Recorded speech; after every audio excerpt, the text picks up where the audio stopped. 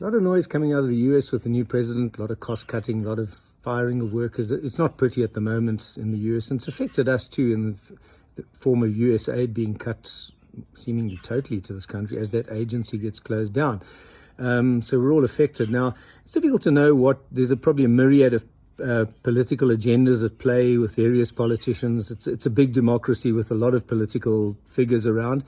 But the one factor that I think we need to understand is that the USA has got a very high level of government debt, 123% of GDP.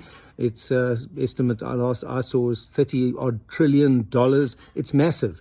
The US government has been living beyond its means for many years. That debt to GDP ratio has ratcheted up since the Reagan years in the 80s, with the exception of the Clinton administration that brought it down noticeably, but then up it went again. So they are where they are, and the reality is that a lot of cost cutting is needed. Whether they use it to settle political scores, I don't know. But a lot of cost cutting in federal government is actually required because that debt spiral is unsustainable. So I think we need to understand that in the rest of the world is that the US is probably not in a position to keep funding what it's been funding. Somewhere it's got to cut, and a lot of foreign spend maybe where it's going to cut. That's the one thing, because that debt ratio looks horrendous. The other thing we need to bear in mind is that for us developing countries, we probably can't go and look too hard for alternative funding, donor funding, aid funding, whatever it might be, elsewhere in the world either, because many of the other economies have also been cranking up their debt to GDP ratios. Now, often we look to China these days. It's become the second biggest economy in the world, but it too is probably running into greater financial constraints. Its debt to GDP ratio, the last estimate I saw for 2023, 111%.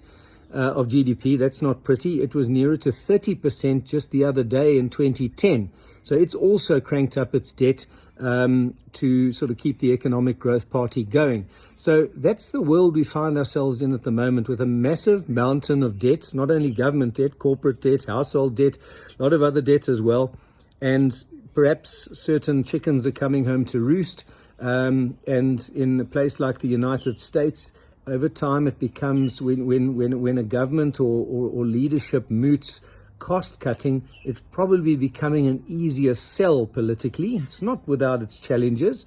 No one likes cost cutting really, but it might be becoming an easier political sell to the voters because of the horrendous state of federal government debt, the level in the United States.